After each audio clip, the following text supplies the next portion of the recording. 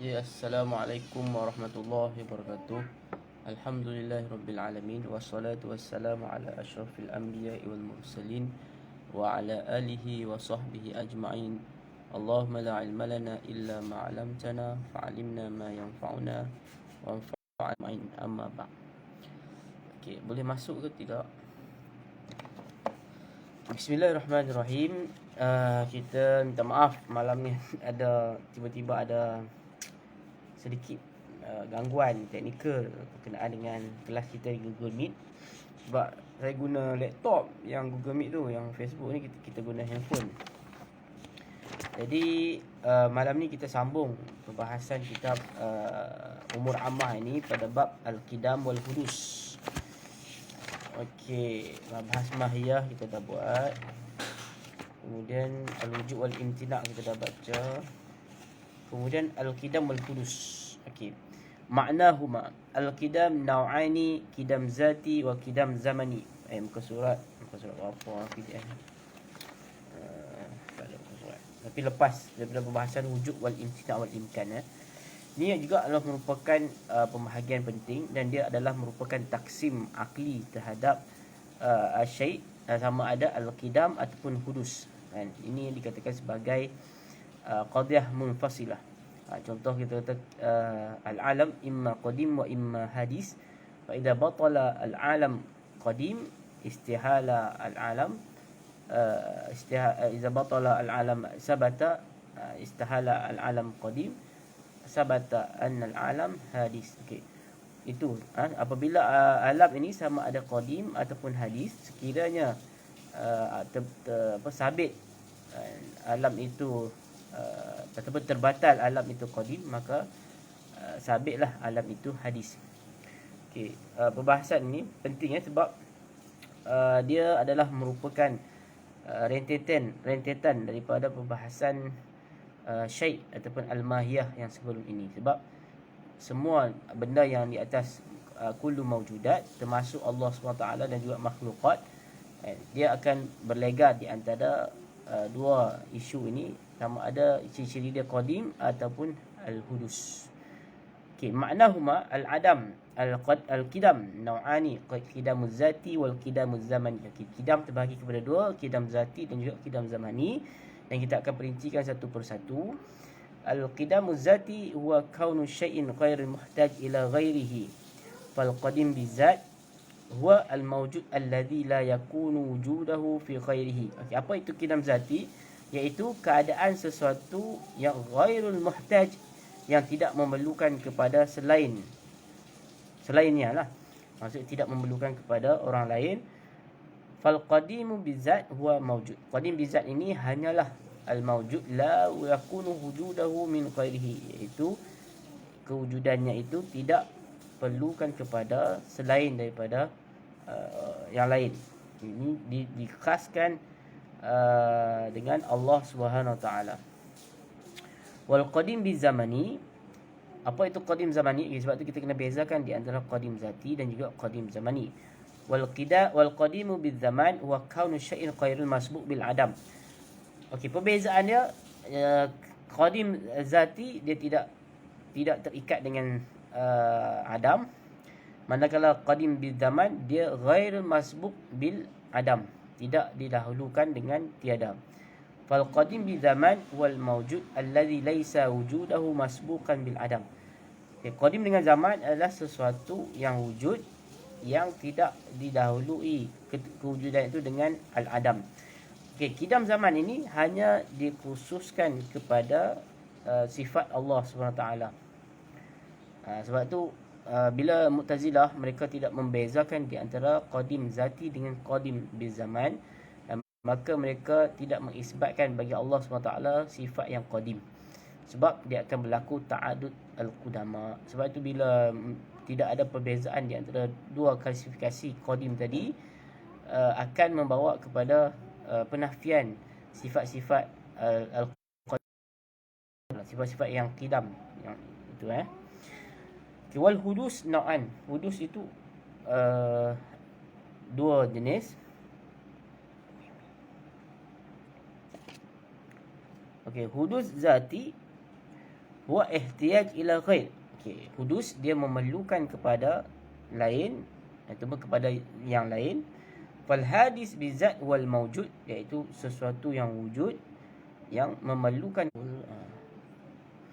memerlukan kepada selainnya. Okey. Hudus zamani wa ma yakunu masbukan bil adam, iaitu sesuatu yang didahulukan dengan tiada dahulu baru dia wujud. Wal hadis bi zaman wal mawjud masbuk bil adam. Okey, kalau tadi muhtaj ila ghairihi, yang ini mawjud masbuk bil adam, iaitu didahului dengan tiada. Okey, wal muhdis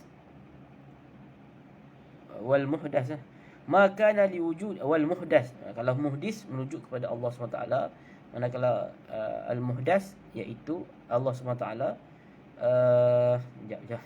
Al muhdis merujuk kepada Allah SWT, al muhdas merujuk kepada makhlukat yang seperti mana kita, ataupun al jawahir wal arad yang lain.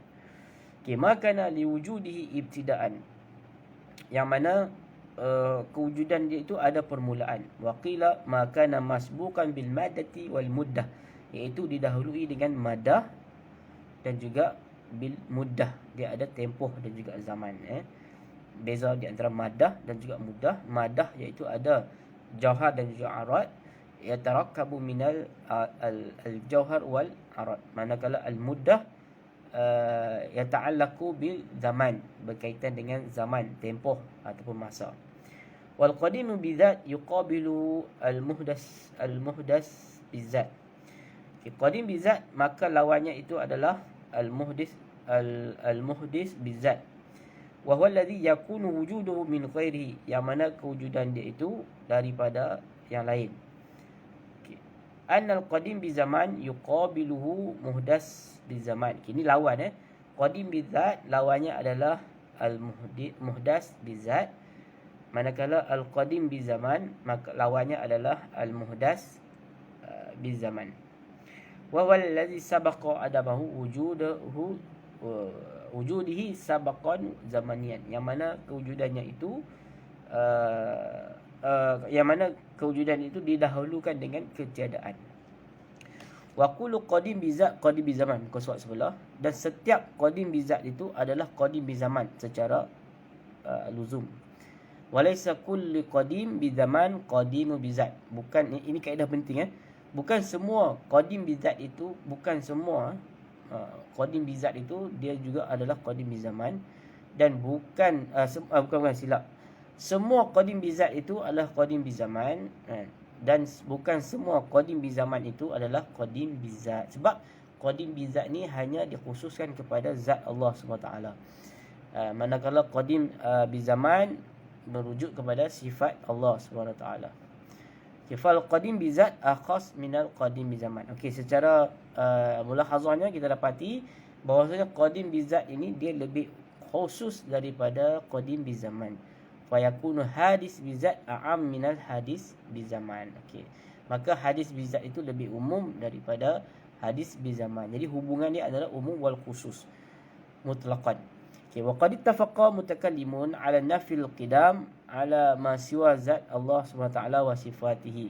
Kita telah sepakat ke atas mutakallimun, ke atas menafikan semua selain daripada zat Allah SWT. Jadi qadim bi zaman, qadim bi zat itu ataupun nafil qadim amma siwa zat Allah Taala. Sebab selain daripada Allah semua tidak qadim, semua adalah hadis, iaitu al-khaliq itu hanya hadis qadim, manakala al-makhluq itu adalah, ataupun dalam istilah mutakallimin mutaakhirin ataupun mutaqaddimin, mereka mendefinisikan al-alam itu adalah ma siwa Allah. Jadi di sini penulis menggunakan definisi al-alam, iaitu ma siwa zat Allah SWT. Ma siwa Allah iaitu termasuk yang menafikan qidam ke atas mereka. Jadi bila nafi qidam, sabata al-hadis, dan ini adalah merupakan taksim akli thunai, yang memang dia hanya bermain di antara dua qadiyah, al-jam'u an-naqidani la yajtami'ani wa la yartafi'an. Ini antara merupakan kaedah yang diaplikasikan kepada kaedah akliyah yang daruriyah. Ataupun al-jam'u naqidaini mustahil, iaitu menghimpunkan dua benda yang bertentangan adalah benda yang mustahil. Okay, jadi al-qadim wal hudus ini adalah benda yang bertentangan, mutanaqidah ni, yang mana tidak boleh berhimpun kedua-duanya pada satu masa ataupun berada pada satu zat. Okey. Wa idza kana al-mu'tazilah qad ankaru qidam as-sifat ilahiyah lakinnahum qalu bihi fil ma'na li'annahum asbatu ahwalan khamsah la awwala laha wa hiya al-mawjudiyah wal hayyiyah wal alamiyah wal qadiriyah wal uluhiyah. Okey. Sebab tu kita tengok bila Mu'tazilah mereka mengingkari ataupun menafikan qidam zat, qidam sifat Allah SWT yang kita jelaskan tadi. Kenapa Mu'tazilah menolak sifat Allah SWT? Sebab mereka menolak qidam. Bila mereka menyabitkan sifat bagi Allah, maka akan berlaku ta'adul qudama, sebab mereka tidak membezakan di antara qidam zati dengan qidam zamani. Ini kita jelas di awal kelas tadi. Maka tetapi pada masa sama mereka ini qalu bihi fil ma'na, tetapi daripada sudut makna mereka mengisbatkan qidam pada sifat Allah SWT, seperti al-wujudiyah, wal hayyiyah, wal alimiyah, wal qadiriyah, wal uluhiyah, iaitu sifat wujud, sifat hidup, sifat mengetahui, sifat qadiriyah dan juga al-uluhiyah. Itu maksud dia, mereka mengisbatkan ahwal bagi sifat-sifat tersebut. Dia tidak isbat sifat, tetapi mengisbatkan makna bagi sifat tersebut. Wal hal al-khamisah al-uluhiyah lam yasbutha illa Abu Hashim. Dia kalau yang hal yang kelima tadi, al-uluhiyah, itu hanya Abu Hashim saja yang melibatkan li'alla li ahwal arba' mumayyizah li zat. Sebab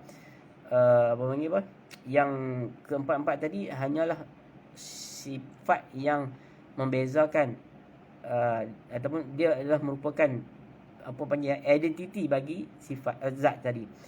Li'anna al-bari yushariku sa'id az-zawat fi zatiyah, kerana zat Allah SWT sama seperti mana zat-zat perkara yang lain dari sudut zatiyah dia tersebut. Wa yumtazu anha bi sifatillah, tetapi berbeza daripada sudut sifat ketuhanan. Sebab tu hanya mereka kebanyakan ataupun jumhur Mu'tazilah menetapkan hanya 4 hal tersebut. Maka dalam bab uluhiyah itu memang diasingkan terus. Okay, wa amal hukama, di sisi ahli falsafah, faqalu innallaha qadimun bizat, sesungguhnya Allah SWT qadim dengan zat. Wa innal alam qadim bi zaman, manakala alam adalah qadim bi zaman. Okay, sebab dia kalau kita meneliti pandangan ahli falsafah, kenapa mereka mengatakan alam itu qadim? Sebab penciptaan di antara alam dengan Allah SWT itu bukanlah berlaku disebabkan oleh Allah Ta'ala mencipta, tetapi disebabkan oleh tawallud, iaitu ataupun talazum, wujud Allah SWT. Maka ciptaan alam ini kepada Allah SWT, dia akan mengurangkan kedudukan kesempurnaan Allah SWT. Jadi dia tidak jadikan, dia tidak menisbahkan alam itu kepada Allah SWT dari sudut penciptaan, tetapi menisbahkan alam kepada Allah ala hasabit tawallud, berdasarkan kepada tawallud, iaitu munculnya alam itu. Sebab tu mereka menafsirkan tawallud itu dengan teori al-faid, teori emanifisasi. Maksudnya alam itu terjadi dengan sebab limpahan cahaya daripada Allah SWT, maka terbitnya alam. Jadi sebab tu Imam Ghazali dalam menolak ahli falsafah ini dalam 3 perkara, iaitu qidamul alam, ada Allah tidak mengetahui tentang perkara juziat, dan juga al-ba'su bil ajsam, al-ba'su bil ruh la bil ajsam, hari kebangkitan itu dengan roh, bukan dengan tanpa jisim. Okey. Yang qadhiyah yang ketiga itu berlainan sedikit dengan qadhiyah yang pertama yang kedua, tetapi pertama yang kedua itu mempunyai kaitan yang sangat rapat. Ini boleh baca kitab Al-Ittisaq fil I'tiqad dan juga kitab Tahaffuz Al-Falasifah yang diklasifikasikan oleh Imam Ghazali. Okey, di akhir kritikan Imam Ghazali itu, kalau kita tengok semua qadhiyah yang dibincangkan, sama ada 20 qadhiyah di dalam kitab Ittisaq fil I'tiqad itu, dan juga beberapa puluh isu di dalam kitab Tahaffuz Falasifah, semuanya Imam Ghazali menjadikan qawaid aqliyah itu sebagai adatul muhakamah. Contohnya, kalau sesuatu isu itu yang didakwa oleh ahli falsafah, dia bercanggah dengan daruriyatul aqli, maka ditolak pegangan tersebut. Seperti yuaddi ila daur, maka ditolak, ataupun wahwa muhal, ini kaedah-kaedah penting wa ma yuaddi ila muhal, sesuatu yang membawa kepada mustahil, maka dia adalah mustahil. Wa ma yuaddi ila butlan fahuwa butlan, sesuatu yang bawa kepada batil, maka dia batil. Wa ma yuaddi ila daur fahuwa muhal, wa ma yuaddi ila tasassul fahuwa muhal. Apa lagi qalbul haqa'iq minal muhal, maksud kalau menukar ataupun merubah haqa'iq sesuatu perkara, itu adalah satu yang muhal. Ad-dawam dawamu syai' minal muhal, itu sesuatu yang berkekalan, itu adalah satu yang perkara yang mustahil. Seperti mana ahli falsafah menolak berlakunya hari kiamat dengan sebab dia kata alam ni akan kekal, sebab sudah kekal beribu-ribu tahun yang lalu, kenapa akan berlaku kerosakan ataupun berlaku hari kiamat. Maka dia mengeluarkan teori-teori, sebab al-hawadis antara sifatnya adalah mutaghayyir, dan dawam ini adalah bukan sifat daripada sifat al-hawadis. Maka dawam minal muhal. Jadi itu antara kaedah-kaedah. Seperti kaedah sekiranya sesuatu itu perkara bawa kepada an-naqidan, maka dia juga adalah benda yang muhal. Benda tanakut juga muhal. Ini antara kaedah-kaedah yang saya kumpul, yang dikemukakan oleh Imam Ghazali di dalam kitab-kitab, ataupun kebanyakan kritikan-kritikan terhadap ahli falsafah, semuanya mengambil kaedah akliyah ini sebagai penghukuman terhadap isu-isu yang didakwa. Maksudnya, kalau mana-mana aliran ataupun ajaran mereka nak dakwa apa-apa dakwaan, kita akan nilai dakwaan tersebut, adakah dia membawa pada pencanggahan kepada akal ataupun hukum akal, bukan akal yang bebas tersebut. Tapi kalau zaman ini, bila kita sebut akal, kita akan yatabaddaru fi zihnina wa afkarul hurriyah, yang tidak ada mendhabit dan sebagainya. Tetapi akal bila disebut oleh mutakalimin, dia adalah merujuk kepada qawaid akliyah ataupun ahkamul akliyah yang daruri, yang badihi, yang mana tidak boleh ditolak oleh mana-mana manusia yang berakal. Mereka yang menolak hukum akal, maka dia adalah tidak berakal lah, maksudnya dia menolak. Jadi sebab itu kita tengok pencanggahan yang berlaku hari ini. Hari ini 2-3 hari ini riuh berkenaan dengan pertembungan di antara ahli sunnah aswaja dengan Wahabi ataupun golongan Salafi. Dan saya melihat, saya mengkaji lama hal ini. Dia bukan masalah isu universiti ataupun tidak universiti, dia adalah isu berkenaan dengan manhaj ataupun metodologi. Yalah, kalau kita pergi ke Universiti Madinah sebagainya, sudah tentu manhaj ataupun silibus yang digunakan adalah akidah akidah Muhammad Abdul Wahhab, ataupun syarahan kepada akidah tersebut, ataupun akidah Imam Ibn Taymiyah. Jadi kalau saya pernah pergi umrah 2 tahun lepas, dan saya cuba ambil kesempatan untuk mengkaji mereka punya silibus, dan kita jumpa pelajar-pelajar di sana. Saya minta untuk bawa ke kedai buku ataupun maktabah. Kita pergi tengok. Saya beli semua buku-buku silibus yang mereka pelajari di universiti. Dan memang kita tengok isi kandungannya, kalau dalam bab ketuhanan itu, mereka memang berpegang dengan zahir ayat dan tidak menggunakan langsung kaedah akliyah ataupun hukum akal di dalam perbahasan tersebut. Dan kebanyakannya berkenaan dengan tentang mereka mengangkat isu-isu syirik, mengangkat isu-isu tawassul, mengangkat isu-isu apa lagi pengajian ilmu kalam, mereka menolak pembahagian hukum dan sebagainya. Ini adalah merupakan manhaj yang berlainan dengan apa yang dibawa oleh mutakalimin sejak beribu-ribu tahun yang lalu. Itu dari sudut adakah pergi Arab Saudi ataupun mengaji di Universiti Islam terus menjadi Wahabi, itu tidak ada talazum. Tidak ada talazum di situ. Tidak ada kemestian. Dia berdasarkan kepada bagaimana benda itu masuk ke dalam akal pelajar tersebut.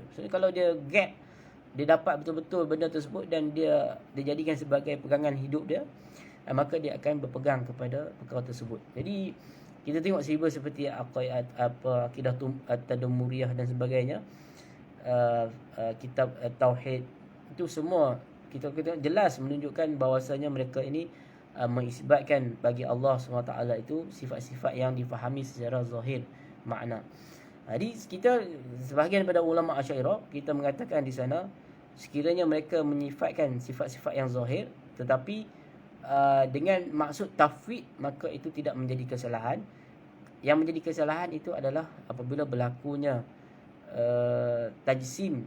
Sebab saya dah banyak jelaskan hal ini dalam banyak kelas-kelas. Sebab di dalam kaedah kita menghukum tentang lazimul mazhab, iaitu ataupun lawazimul qaul ataupun lawazimul aqwal, di situ ada beberapa kaedah. Kita bahagikan lazim itu kepada dua, lazim qarib dan ba'id.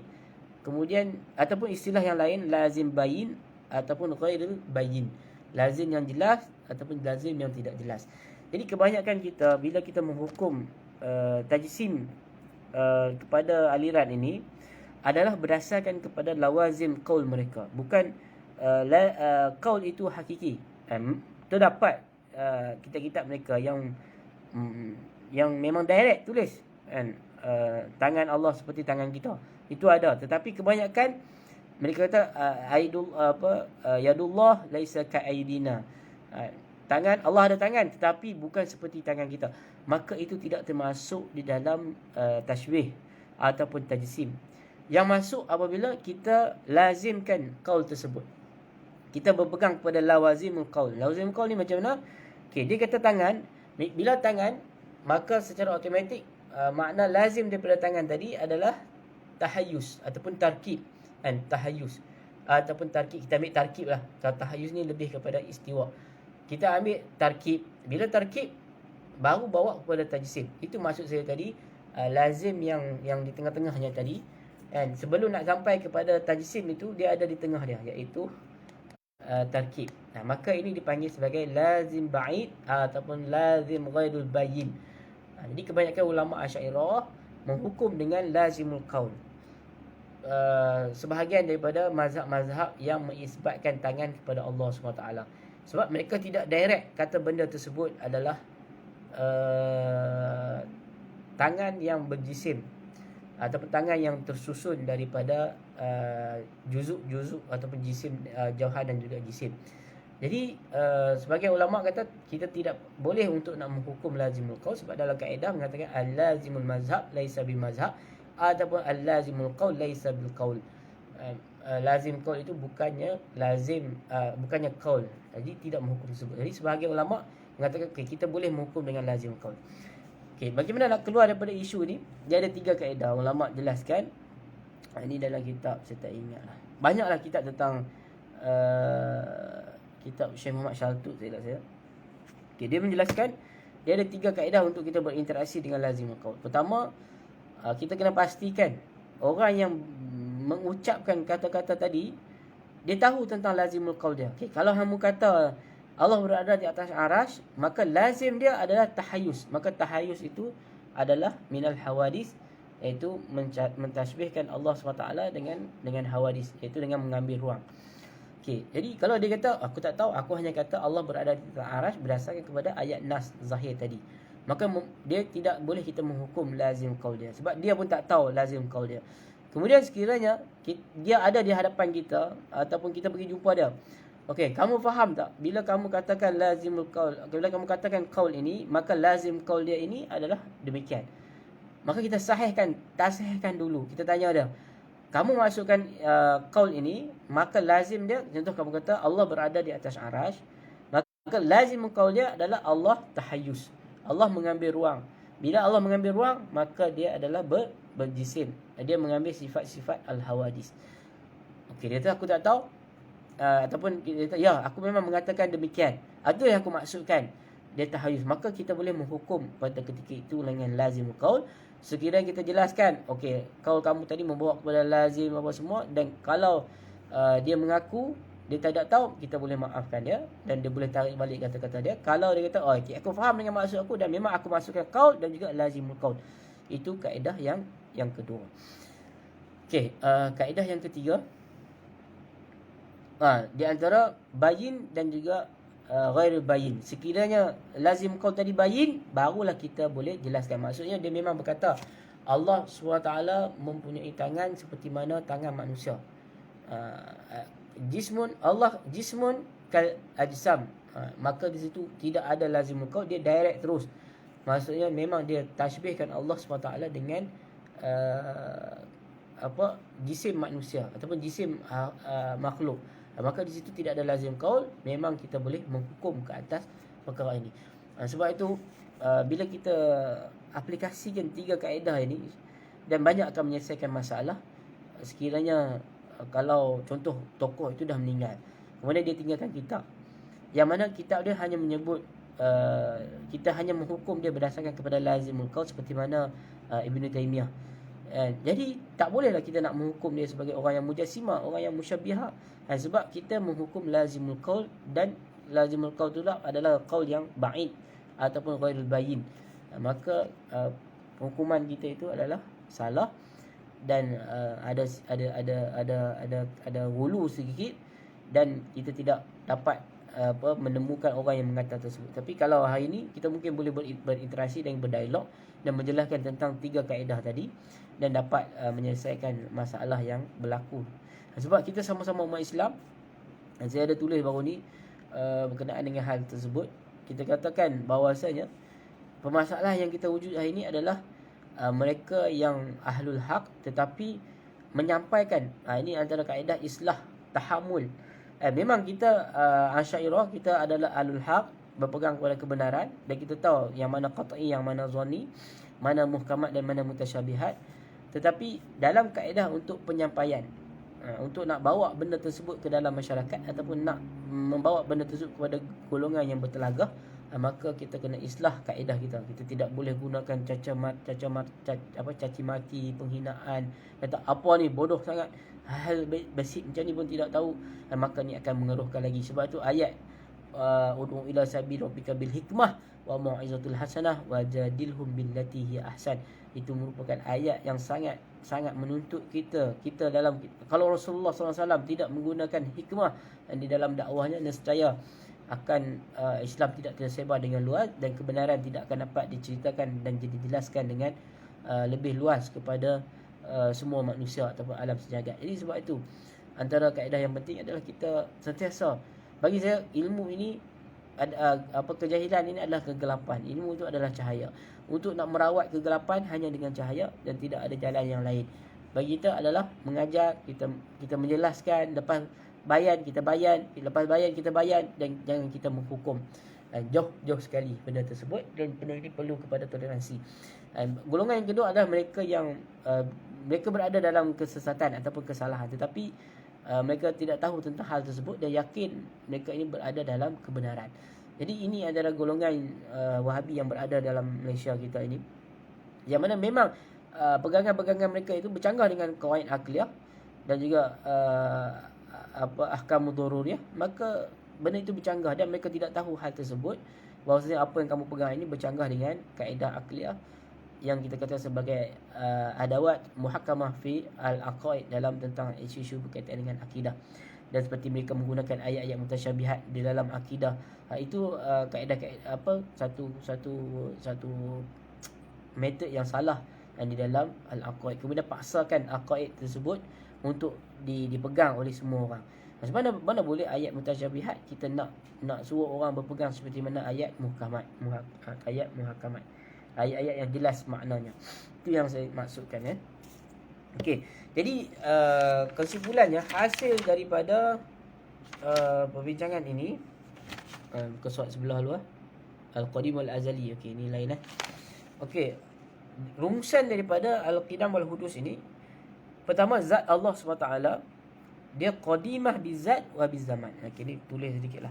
Zat Allah SWT ni dia qadim secara zat dan juga secara zaman. Manakala sifat Allah SWT dia hanya qadimah bizaman. Qadim dengan secara zaman. Wa kullu ma siwa zat wa sifat, dan semua selain zat dan juga sifat Allah SWT ni, wa huwa indana hadisun bizati wa bizamani. Dia adalah hadis dengan zat dan juga hadis dengan zaman. Wa indal falasifah, okey, ini yang kita pegang dalam aliran Asy'ariyah, dan ini adalah merupakan tarjih kepada jumhur ataupun ahlul haq lah, ataupun ahli sunnah wal jamaah.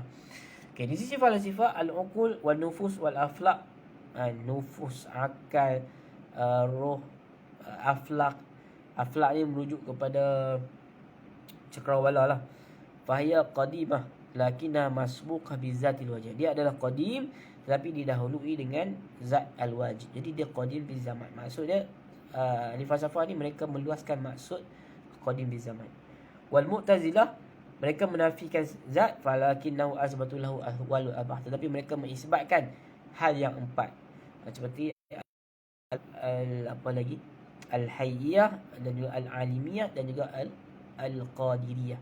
Walaupun mereka menafikan sifat, tetapi mereka mengisbatkan hal, ahwal ataupun makna bagi zat, bagi sifat. Okey, bukan soal sebelah. Ada apa-apa soalan berkenaan dengan hal ini? Okay. Kemudian al-qadim wal azali ta'addadat al-ara' fil ingat putus lah. Ar-ra'yul awal qadim wal mawjud alladhi la ibtida'a li wujudihi. Okay. Pandangan yang pertama mengatakan al-qadim ini adalah benda perkara yang wujud yang mana tidak ada permulaan bagi kewujudannya.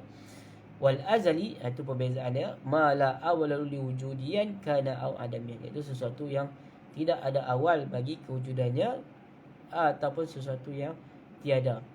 Faqulu qadim azali walaysa akas. Jadi semua qadim itu adalah azali dan bukan semua azali itu adalah qadim. Okey. Fa ala hadha ra'i as-sifat salbiyah la tusafu bil qidam. Jadi sifat salbiyah ini mereka tidak disifatkan dengan qidam. Wa tusafu bil azaliyah, sifatun azaliyatun, kita hanya menyifatkan dengan sifat azali. Bi khilafi zat, berbeza dengan zat Allah. Wa sifati subutiyah fa inna yusafana bil qidami wal azaliyah. Okey, jadi sebab itu kita membezakan di antara qadim zat dan juga qadim sifat yang mana kita jelaskan tadi. Okey, pandangan kedua, qadim huwa qaim bi nafsihi alladhi la awla li wujudiyah. Okey, zat Allah tadi merujuk kepada qadim secara zaman. Okey, merujuk kepada kedua-dua qadim. Zat Allah qadim bi zat wa bi zaman. Okey. Sifat Allah hanya qadim bi zaman sahaja. Bila Al-qadim wa qa'im bi nafsihi, iaitu sesuatu yang berdiri dengan dirinya, alladzi la awala li wujudihi, yang mana tidak ada awal bagi kewujudannya. Wal azali ma la awala lahu wujudiyan kana aw adamiyan qa'iman bi nafsihi wa bi ghairihi. Okay, tetapi azali ini ialah sesuatu yang tidak ada permulaan, sama ada wujud ataupun tiada, tetapi qa'iman bi nafsi, dia berdiri dengannya, iaitu merujuk kepada sifat. Fa'ala hadza ra'yu sifatun mutlaqan la tusafu bil qidam wa tawsifu bil azaliyah bi khilafi zati fatusafu bi kulli minhuma. Maka sifat secara mutlak tidak sifat secara umum tidak disifatkan dengan qidam, tetapi disifatkan dengan azali berkhilaf dengan zat Allah SWT. Okay, ra'yu yang ketiga, kullu minhuma ma la awala lahu adamiyan aw wujudiyan qa'iman bi nafsihi aw la fahuma mutaradifani. Okay, bagi sebagian pendapat yang ketiga dikata adalah lafaz yang sama erti, lafaz yang mutaradifani. Jadi qadim wa azali dia tidak membezakan. Okay, jadi sebahagian tapi mazhab Asy'ariyah kita adalah pendapat yang pertama tadi. Fa'ala hadza ra'i zat wa sifat kulluha tusafu bil qidami wal azaliyah. Jadi kalau kita ambil pendapat yang ketiga, ini sifat dan zat ini dinisbatkan dengan qidam dan juga azali. Sebab itu kita membezakan di antara qadim dan juga al azali. Qadim merujuk kepada qadim zat wa bizaman. Azali itu lebih kepada qadim bizaman sahaja. Okey, ada jelas tentang hal tersebut.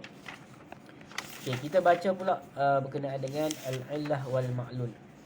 Okey, ada soalan setakat tu untuk berkenaan dengan kita bincang tadi. Nanti kelas terakhir tu kita bincang tentang jauhar saja ataupun maqulatul asyar. Kelas terakhir. Okey, malam ni kita habiskan bab illah dan juga ma'lul.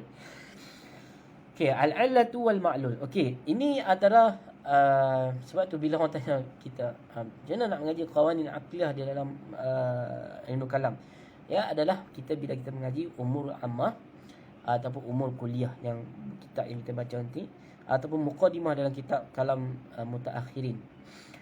Okey, jadi illah wal ma'lul ini dia adalah implementasi daripada kaedah qanun al-iliyah. Kalau kita tengok kita ada qanun huiyah, qanun zatiyah, itu kita bincang dalam al-mawjud dan juga al-ma'dum dan juga al-mahiyah. Kemudian al-qanun al-'iyyah kita bincang dalam bab illah wal ma'lul. Okey, mazhab mutakallimin. Yara mutakallimun anna al-mujid lil mumkinat jami'uha bi iradatihi wa ikhtiyarihi jami'iha wa ikhtiyari wallahu ta'ala wa la ta'thira li ghairi fil ijad la bil ikhtiyar wala bil ta'lil wala bil tab'. Okey, mutakallimin berpegang bahawasanya yang pengwujud yang mewujudkan benda-benda yang mumkinat keseluruhannya itu adalah dengan iradat dan ikhtiar adalah Allah SWT. Maksud tidak ada paksaan, tidak ada tawalud di situ. Wala ta'sira li ghairi, yang mana tidak memberi kesan. Sebab tu dalam kaedah ta'sir ni, memberi kesan ni maksudnya illah al-mu'athirah. Dia ada illah yang ghair mu'athirah, tetapi illah yang mu'athirah itu adalah Allah SWT yang memberi kesan. Wala bi ikhtiyar wala bi ta'liq wala bi ta'ma, bukan dengan tanpa ikhtiar, dan juga tanpa ta'lil dan juga tanpa tabak. Dengan ta'lil ni dengan tujuan sesuatu. Sebab ke atas Allah SWT tidak boleh kita tentukan tujuan ke atas Allah. Itu adalah merupakan satu sesuatu paksaan, ataupun Allah itu akan sama seperti mana makhluk, dan juga la bil tabak, dengan secara semula jadi. Okey. Wallahu ta'ala laisa illah liwujudi asya' bal huwa fa'il. Okay, Allah SWT dia bukanlah illah bagi kewujudan. Tapi ahli falsafah mereka mengatakan Allah itu adalah illah sebab bila wujud Allah maka wujud alam. Hubungannya antara illah dan ma'lul.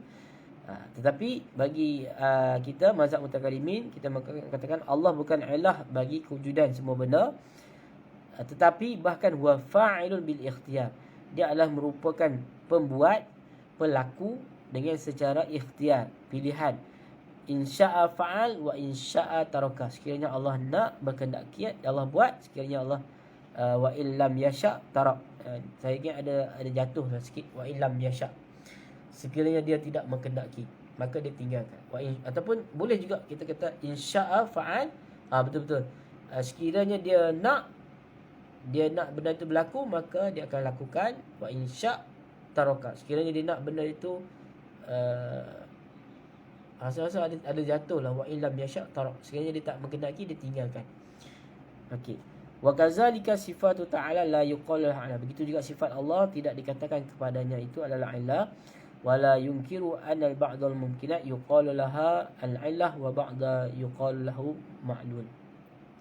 Dan tidak tidak dinafikan bahawasanya sebahagian daripada kemungkinan itu dikatakan sebagai illah, wa ba'daha yuqalu lahu ma'lul, dikatakan sebagai ma'lul. Jadi perkara mungkinat ada illah dan ada ma'lul. Jadi kita akan tengok pembahagian illah tersebut.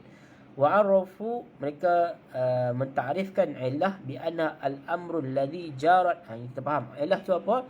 Iaitu perkara yang dijadikan oleh Allah SWT jarat adatan, yang dilaksanakan secara adah oleh Allah SWT, ay yakhluqa syai'in aqibat tahaqquqihi, yang mana Allah jadikan benda tersebut selepas berlakunya benda itu, berlakunya illah. Jadi kita kena faham illah itu adalah Allah yang mencipta illah dan Allah yang menjalankan illah tersebut. Dan mereka mendefinisikan ma'lul bi annahu ma yujadu aqiba tahaqquqil illah, iaitu sesuatu yang wujud selepas wujudnya illah, iaitu berlakunya illah. Kasyab'i, seperti kenyang selepas makan. Warai, rai ni puas. Bila kita dah haga tu kan, bila kita dah minum air, kita rai, kita rasa puas. Bahasa Melayu rasa tak ada istilah, dia kenyang jugalah, kenyang air selepas kita minum. Wazalika biduni ta'sir mutaqaddimun fi mutaakhir wa inma huwa jariyanul 'adah. Mutaqaddam fil mutaakhir, mutaqaddimu fil mutaakhir. Dia tidak ada di sana kesan yang mana dahulu pada yang kemudian. Tetapi dia hanyalah bersifat jariyanul 'adah. Allah yang menciptakan hal tersebut, maksudnya melaksanakan adah tersebut. Maka di sini dipanggil sebagai ahkamul adiyah. Sebab ahkamul adiyah dia adalah merupakan pembahagian di antara sebahagian daripada ahkam, dan ahkam adiyah ni yang Allah Ta'ala yang tetapkan.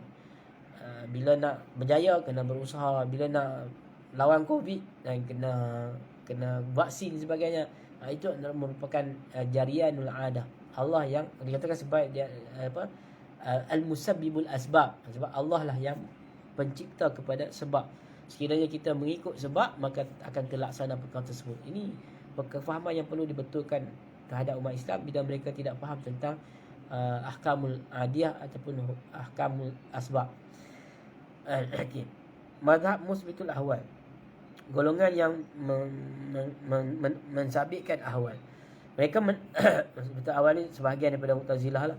Mereka mendefinisikan ilat bi anna sifatun tujabu li mausufiha hukman, iaitu sifat yang mewajibkan sesuatu yang nak disifatkan itu hukum, maksud terlaksana kan perkara tersebut. Wal ma'lum bi anna ma tahaqqaqa aqibal illah, iaitu sesuatu yang wujud terlaksana selepas adanya illah.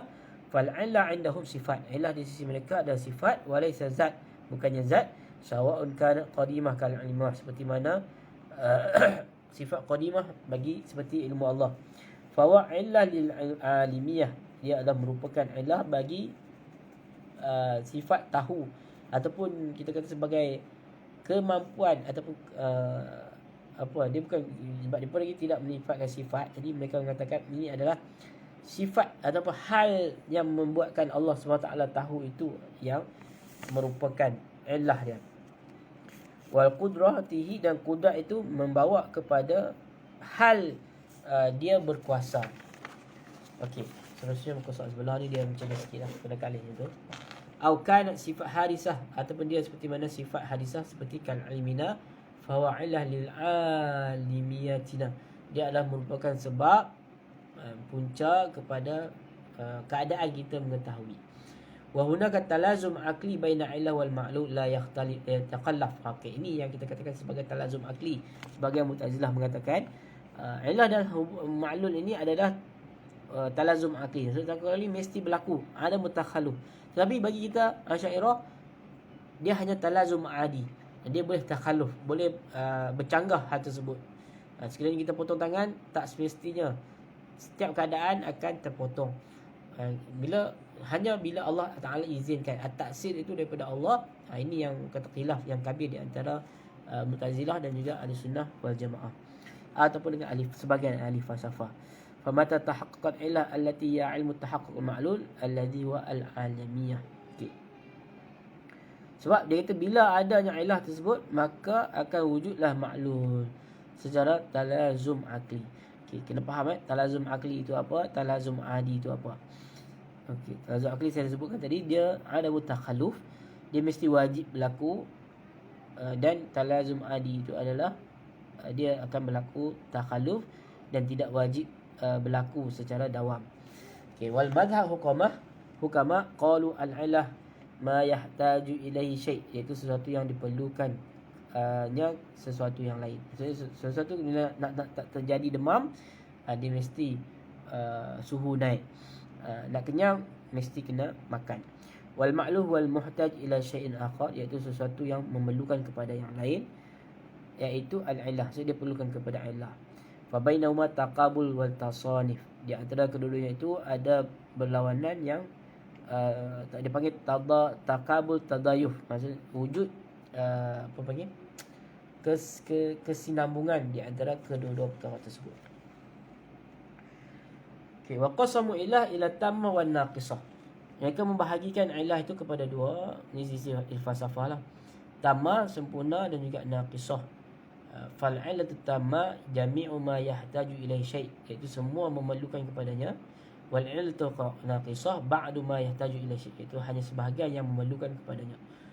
Wa hiya aqsam li'annahu imma juz'u syai' aw amrul kharij anhu. Okey, dia juga terbahagi kepada sama ada melihat kepada pembahagian ini melihat kepada adakah dia juz'u sesuatu, sebahagian daripada sesuatu, itu maksud amrul dakhili, di sebahagian daripada zat ataupun sebahagian daripada entiti perkara tersebut, ataupun benda yang luaran. Fa in kana ilah juz'u syai', sekiranya ilah itu sebahagian daripada syai', fa imma an takuna bi syai'. Ini dipanggil sebagai di sisi ahli falsafah disebut ilah arba'. Ilal arba'. Maka dinamakan sebagai ilah suriyah. Seperti bentuk, dibagi contoh bentuk kursi. Sebab kursi tu kita akan tengok ada kursi, ada surah, ada madah iaitu kayu, dan juga ada al-fa'il iaitu an-najjar, orang yang membuat kursi tersebut. Okey. Maka contoh yang kedua, wa in kana bil quwwah kal khashab. Sekiranya ilah tersebut bil quwwah seperti al khashab, sebelum jadi kursi lagi. Sebelum jadi kursi, maka dia panggil sebagai ilah al-madiyah. Ilah al-madiyah itu pun sebagai material. Wa in kana illa amrun kharijan anhu, imma sekiranya ilah tersebut benda luaran, amru alladhi bihi syai', yang menjadikan sesuatu itu seperti kan najjar lil kursi, seperti tukang kayu bagi kursi, maka dinamakan sebagai illah fa'iliyah. Wa tashmalu wujud syurut wa zawalul mawani'. Jadi mesti wujud syarat dan juga terhalang daripada mawani'. Hilang benda-benda yang mencegah.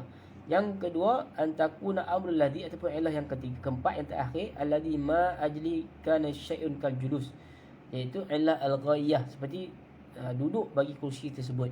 Maksudnya tujuan daripada pembuatan daripada kursi tersebut. Maka ilah arba' ni banyak dikasihkan dalam usul fiqh, dalam kaedah ahkam dan sebagainya, dalam pengambilan hukum. Dipanggil ilal arba'. Kalau boleh buka buku sufi, tengok ilal suriyah, ilal madiyah, ilal fa'iliyah, ilal al-ghaiyah. Sebab bila dalam contoh kita dalam bab ilah, bukan ilah hadis. Ilah hadis tu maksudnya kecacatan pada hadis. Tapi ilah dalam usul fiqh ni, kita tengok ilah mana yang mu'athirah. Maksud ilah mana yang merupakan tahqiqul manat, dia sebut sebagai tahqiqul manat, yang menjadi punca kepada jatuh hukum tersebut. Kalau kita tengok arak kan, dia ada warna kuning, ada buih, bentuk, kemudian dia syub, dia adalah minuman, kemudian dia adalah apa lagi, cair. Adakah sebab itu yang ilah tersebut yang mengharamkan arak? Tapi bila ulama kaji-kaji buat tangkihul manat dan sebagainya, mereka istikhraj mulakan rupanya pengharaman arak itu adalah iskar.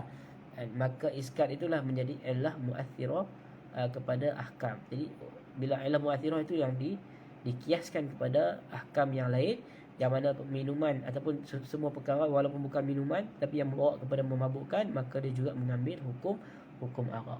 Okey, jadi tahqiqul manat itu adalah tahqiqul illah di dalam kaedah dalam usul fiqh.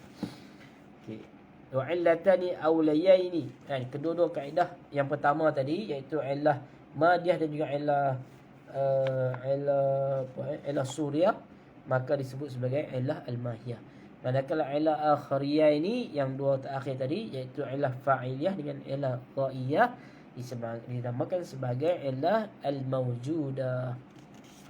Okey, di sini ada peta minda, jadual dia, boleh tengok sendirilah. Ini adalah merupakan ringkasan kepada apa yang kita jelaskan. Okey, ada beberapa soalan setakat itu malam ni, dan insya-Allah kita akan habiskan lagi satu kali pertemuan kita bincang tentang al-maqulatul ashar.